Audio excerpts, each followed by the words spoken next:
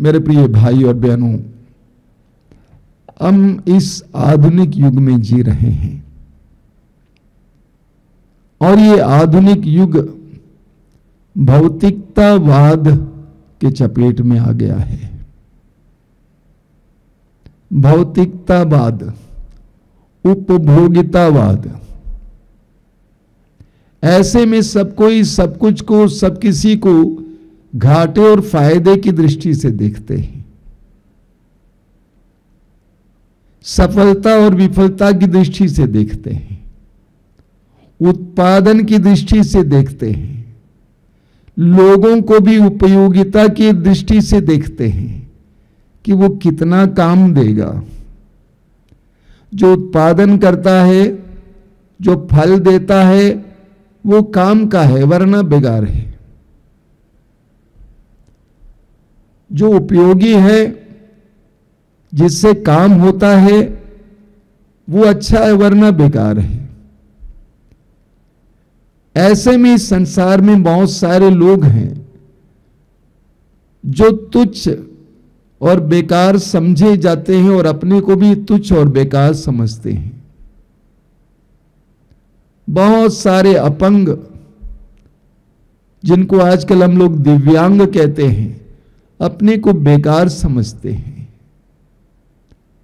और उससे कई गुना ज्यादा एक वर्ग है जो बहुत ज्यादा दुखी और निराश आज है, और वो वर्ग है बुजुर्ग यानी वृद्ध, विशेष करके वृद्ध माँ बाप।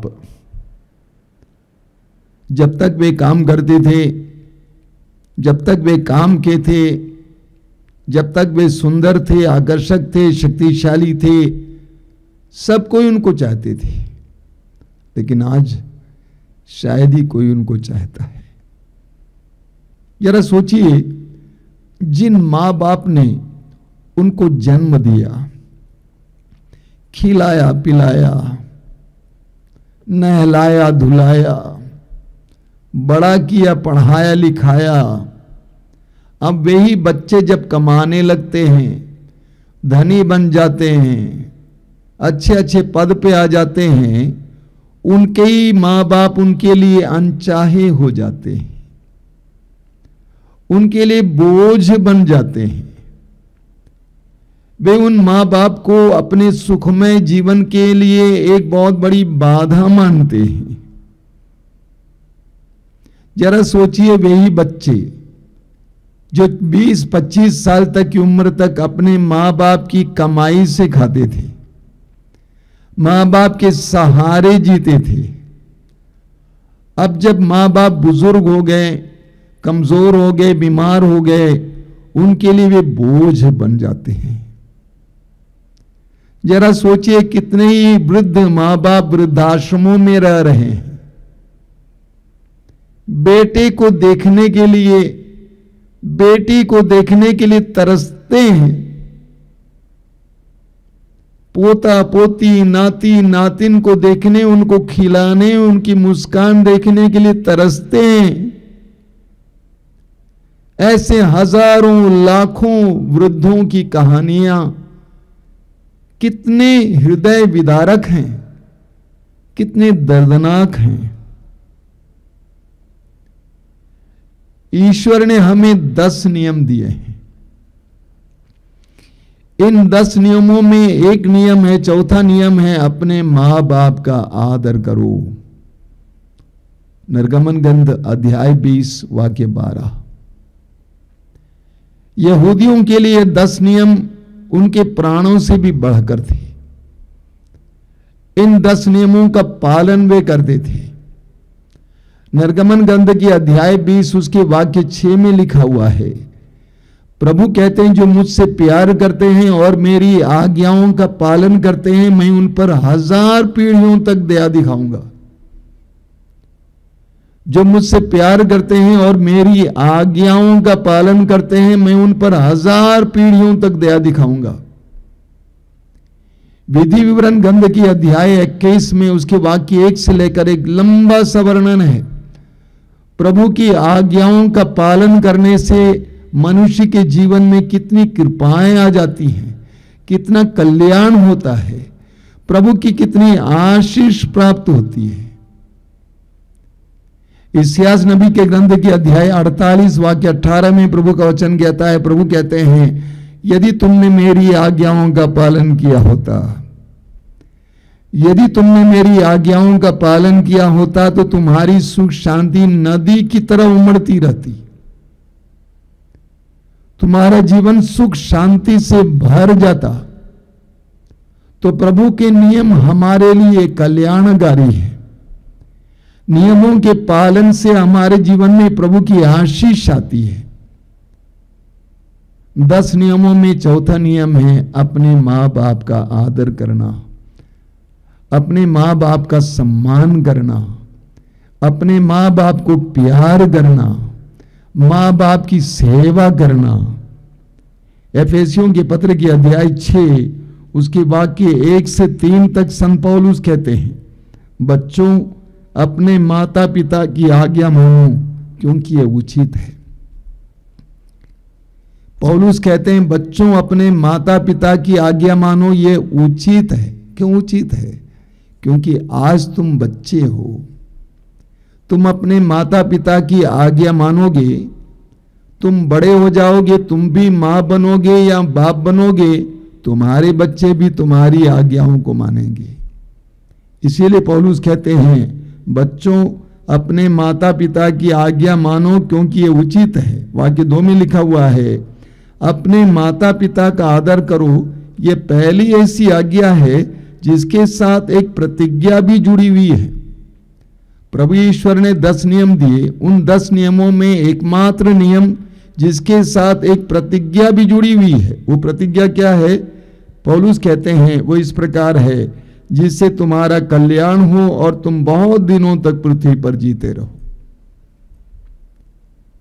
मां बाप के आदर सम्मान प्रेम और सेवा के द्वारा तुम्हारा कल्याण होगा और तुम लंबे समय तक इस पृथ्वी पर जीवित रहोगे। यानी माता पिता की सेवा शुश्रूषा, माता पिता का सम्मान आदर तुम्हारे जीवन में कल्याण का कारण बनेगा और तुम लंबे समय तक जीवित रहोगे। हम प्रवक्ता ग्रंथ के अध्याय 3 में पढ़ेंगे। प्रवक्ता ग्रंथ अध्याय 3 में हम एक एक वचन को पढ़ते जाएंगे। प्रवक्ता ग्रंथ के अध्याय 3 वाक्य 2 से प्रभु का वचन कहता है, पुत्रों पिता की शिक्षा ध्यान से सुनो, उसका पालन करने में तुम्हारा कल्याण है। पुत्रों पिता की शिक्षा ध्यान से सुनो, उसका पालन करने में तुम्हारा कल्याण है। प्रभु का आदेश है कि संतान अपने माता पिता का आदर करे।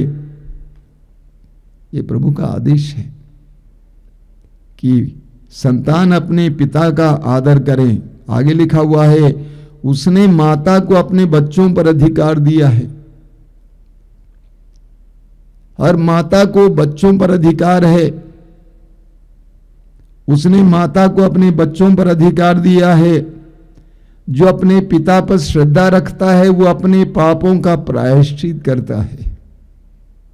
एक एक वचन कितना हृदय स्पर्शी है। जो अपने पिता पर श्रद्धा रखता है वो अपने पापों का प्रायश्चित करता है। यानी पिता पर श्रद्धा पापों के लिए प्रायश्चित के बराबर है। जो अपनी माता का आदर करता है वह मानो धन का संचय करता है। जो अपनी माता का आदर करता है वो मानो धन का संचय करता है, धन इकट्ठा कर रहा है। जो अपने पिता का सम्मान करता है उससे अपनी ही संतान से सुख मिलेगा। 1-2 साल पहले हमारे आश्रम में बहुत दूर से एक भाई आया था, धनी परिवार से। उसका जवान बेटा था, अच्छा बिजनेस चलता था, लेकिन उसी के बेटे ने उसको कई बार मारा पीटा, उसका अपमान किया। उस बात को बहुत दुख हुआ। उस भाई को उसका भाई यहां पर पहुंचाया था उस भाई ने कहा कि मेरे इस भाई ने मेरे पापा को बहुत दुख दिया और पापा ने मरने से पहले कहा था कि तुम्हारा बेटा बदला चुकाएगा, और वो हो रहा है। वचन में लिखा हुआ है, जो अपने पिता का सम्मान करता है उसे अपने ही संतान से सुख मिलेगा, और जब वो प्रार्थना करता है तो ईश्वर उसकी सुन लेगा। यानी माँ बाप का आदर किए बिना हम प्रार्थना करते हैं तो हमारी प्रार्थना में कोई दम नहीं है, कोई शक्ति नहीं है। जो अपने पिता का आदर करता है वो दीर्घायु होगा। जो अपनी माता को सुख देता है वो प्रभु का आज्ञाकारी है। एक एक वचन को सुनते जाइए। जो अपने पिता का आदर करता है वो दीर्घायु होगा, उसको लंबी उम्र मिलेगी। और जो अपनी माता को सुख देता है वो प्रभु का आज्ञाकारी है। जो प्रभु पर श्रद्धा रखता है वो अपने माता पिता का आदर करता और उनकी सेवा वैसे ही करता है जैसे दास अपने स्वामी की सेवा करता है। देखिए वचन सुनिए, जो प्रभु पर श्रद्धा रखता है वो अपने माता पिता का आदर करता है और उनकी सेवा वैसे ही करता है जैसे दास अपने स्वामी की सेवा करता है। ये प्रभु का वचन है। इसके पालन के द्वारा आपका कल्याण होगा। वचन और कर्म से अपने पिता का आदर करो जिससे तुमको उसका आशीर्वाद प्राप्त हो। वचन और कर्म से अपने पिता का आदर करो जिससे तुमको उसका आशीर्वाद प्राप्त हो।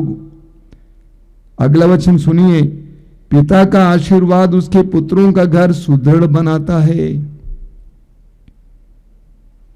पिता का आशीर्वाद उसके पुत्रों का घर सुदृढ़ बनाता है।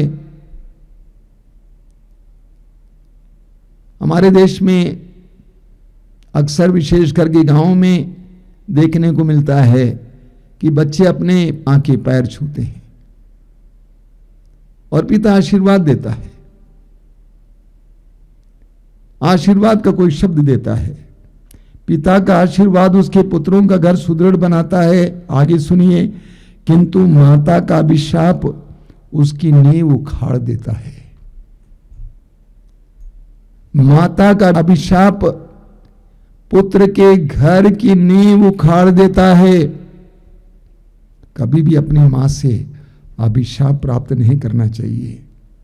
अपने पिता के अपमान पर गौरव मत करो, उसका अपयश तुमको शोभा नहीं देता। पिता का सम्मान मनुष्य का गौरव है और माता का अपयश पुत्र को शोभा नहीं देता। पुत्र अपने बूढ़े पिता की सेवा करो, जब तक वो जीता रहता है उसे उदास मत करो। वचन कहता है, पुत्र अपने बूढ़े पिता की सेवा करो, जब तक वो जीता रहता है उसे उदास मत करो। उसकी आंखों में तुम्हारे कारण आंसू नहीं आना चाहिए। ऐसी कोई बात नहीं बोलना चाहिए जिसके द्वारा उसके दिल को इतनी ठेस लगे कि उसकी आंखों से आंसू आए। पुत्र अपने बूढ़े पिता की सेवा करो, जब तक वो जीता रहता है उसे उदास मत करो। यदि उसका मन दुर्बल हो जाए तो उससे सहानुभूति रखो।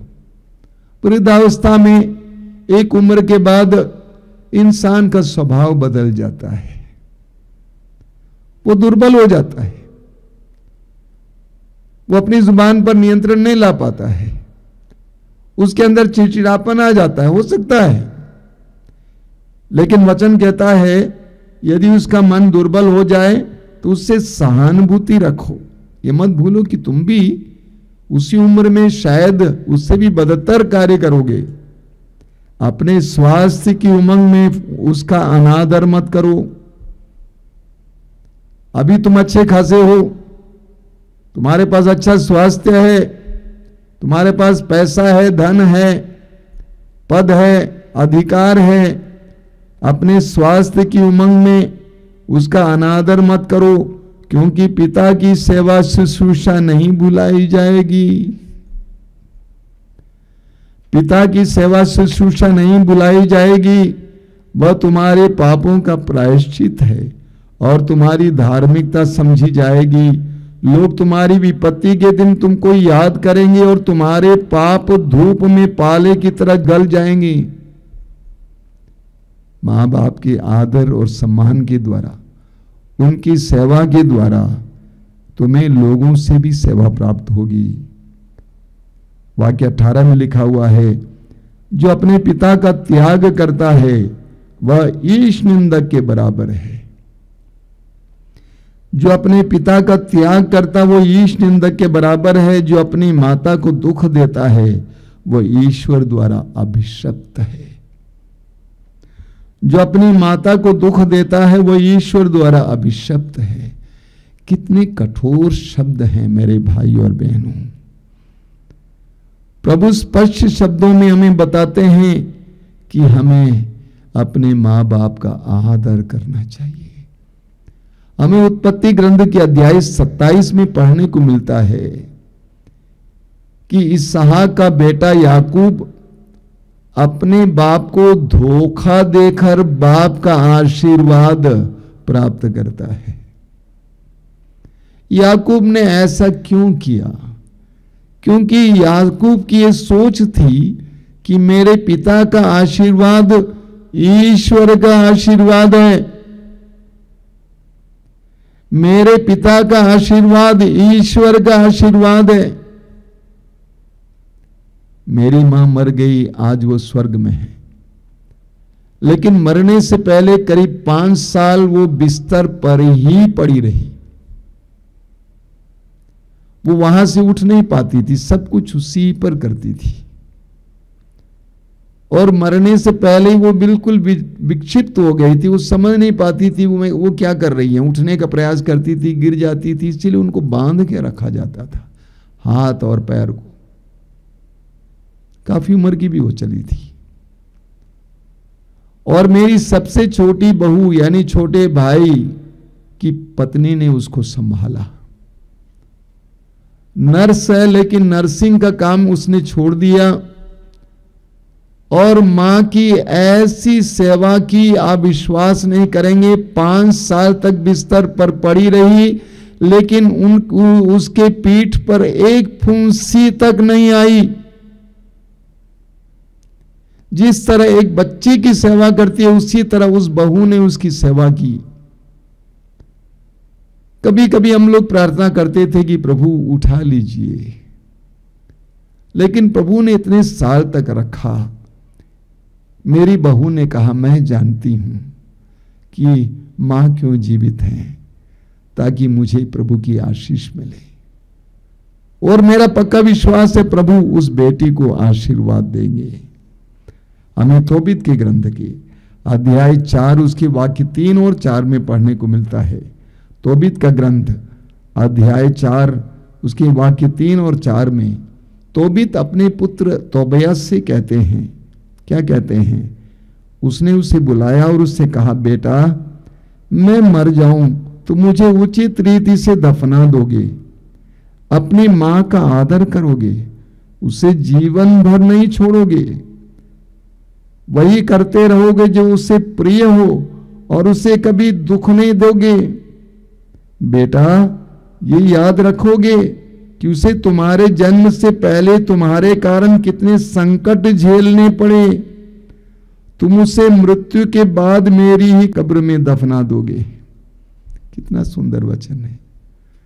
तोबीत अपने बेटे को समझा देते हैं। क्या समझाते हैं? कि बेटा अपनी मां का आदर करोगे, उसे जीवन भर नहीं छोड़ोगे, वही करते रहोगे जो उससे प्रिय हो और उसे कभी दुख नहीं दोगे। बेटा ये याद रखोगे कि उसे तुम्हारे जन्म से पहले तुम्हारे कारण कितने संकट झेलने पड़े। लोग सोचते हैं, याद करते हैं। मैं कई युवक युवतियों को और भाई बहनों को याद दिलाता हूं।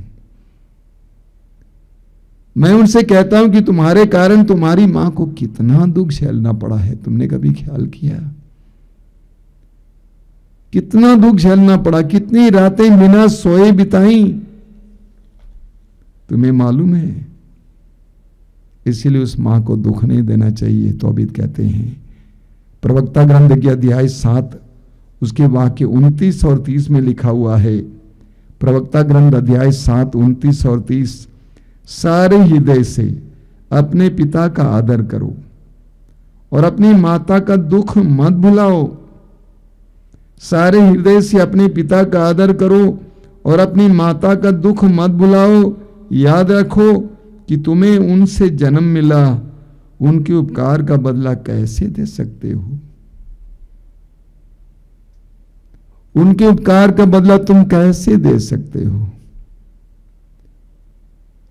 हम प्रभु यीशु के बारे में पढ़ते हैं, लूकास के सुसमाचार के अध्याय 2 वाक्य 51 में लिखा हुआ है कि यीशु जब छोटे थे अपने मां बाप के अधीन रहे, अपने मां बाप के अधीन रहे। यूहन्ना के सुसमाचार के अध्याय 2 में हम पढ़ते हैं कि प्रभु यीशु मां मरियम और प्रभु यीशु के शिष्य काना नामक नगर के एक परिवार में विवाह भोज में आए हुए थे, और उस विवाह भोज में अंगूरी घट गई थी। यीशु की मां मरियम ने आकर कहा कि बेटा अंगूरी घट गई है। तो बेटे ने कहा, इससे आप और मुझे क्या, मेरा समय नहीं आया है। इसके बावजूद